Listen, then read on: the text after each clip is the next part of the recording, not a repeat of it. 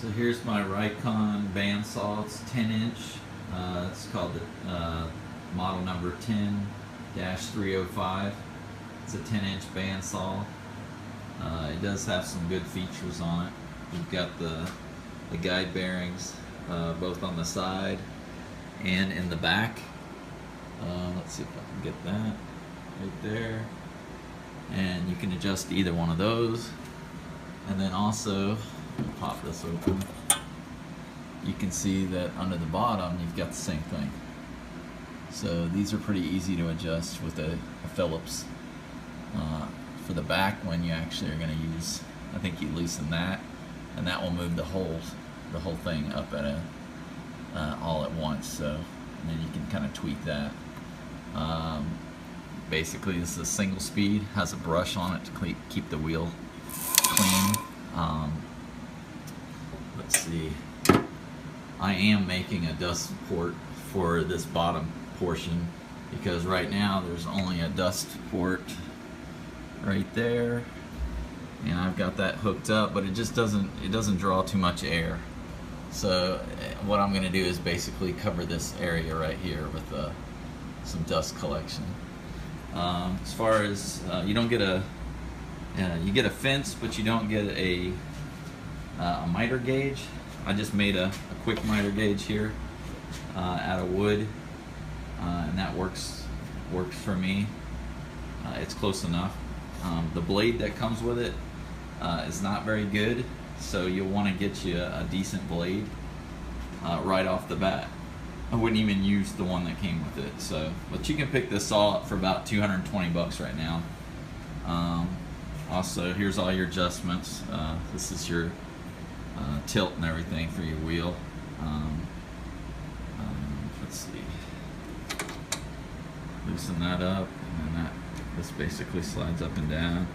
And you have about 4.5 inches of clearance there. The motor is a 1/3 horsepower motor. It's pretty small, so you can stop this thing if you're not careful, especially on hardwood. Here's the fleet. Let's see if I can get in on that. 1/3 of a horsepower, 70.5 blade, and it'll take from an 1/8 to a 1/2 inch blade. I run a 1/4 on it, and it seems to do everything really good. But anyway, one thing that I did do is because there's no, you can't take the tension off the blade. I basically, once I got it right, so I might pop this open here.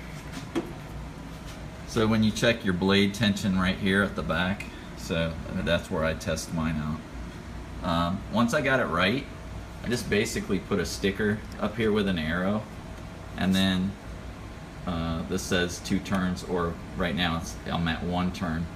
But that way, when I want to loosen it up, when I'm not going to use it for a little bit, I'll just turn this 360 degrees one time, and then when I want to go to use it, I go ahead and crank it over another 360 degrees to tighten it up. And then that way, it's the only way you can kind of take the tension off and then put it back on in the same exact position that you had it on before.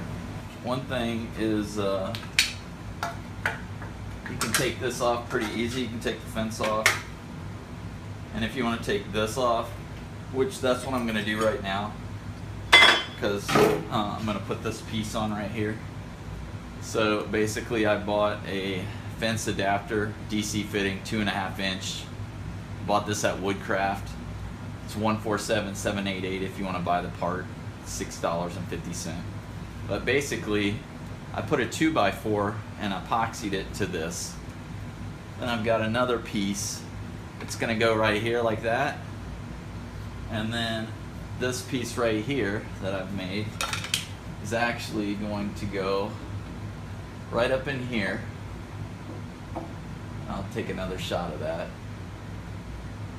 And then that's why I took the actual fence off. And then what I'm going to do is you just slide this in, and it's going to go like that. And then I've got another dust port.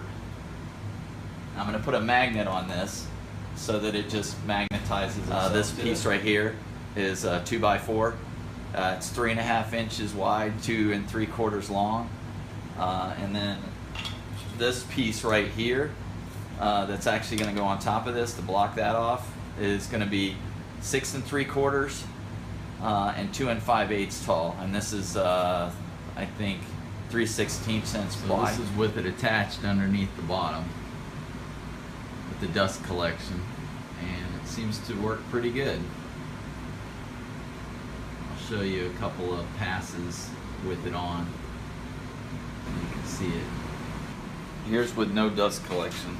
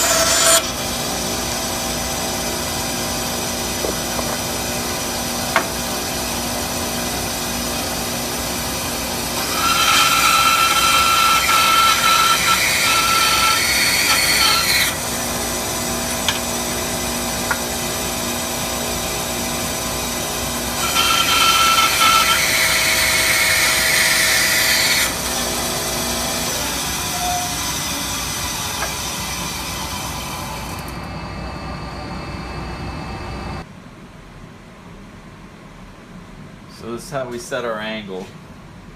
So I'm gonna make a cut that's on a 45.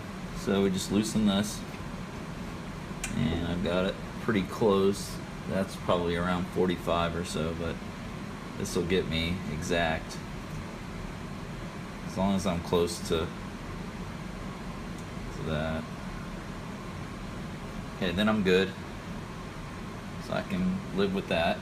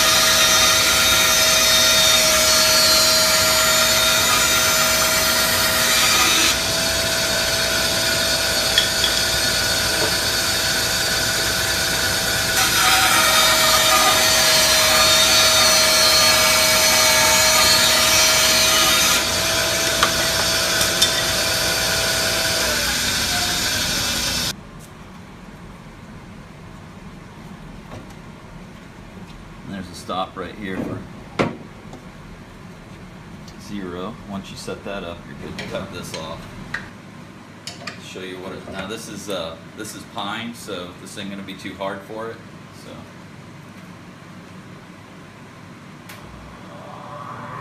But this is 3.5 inches, so.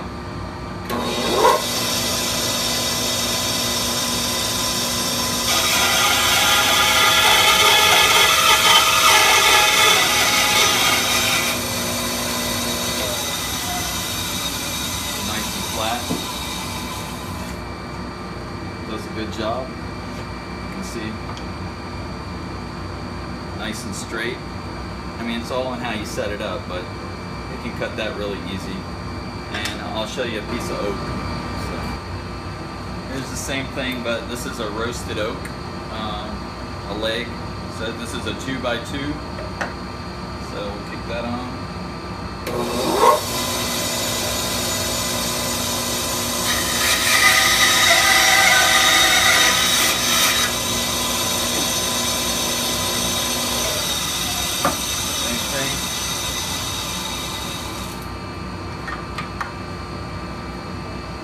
Nice and square to the edge, but it cuts pretty easy. If you were going to be ripping with this, it rips fine too. If you get anything about 3 inches with hardwood, it can stop the motor. So you gotta have the right blade and the right timing as you go through. But it's a really good saw. Here's a piece of poplar. It's about 3 inches. That way you can see it's being resawn, and you can hear what the motor sounds like.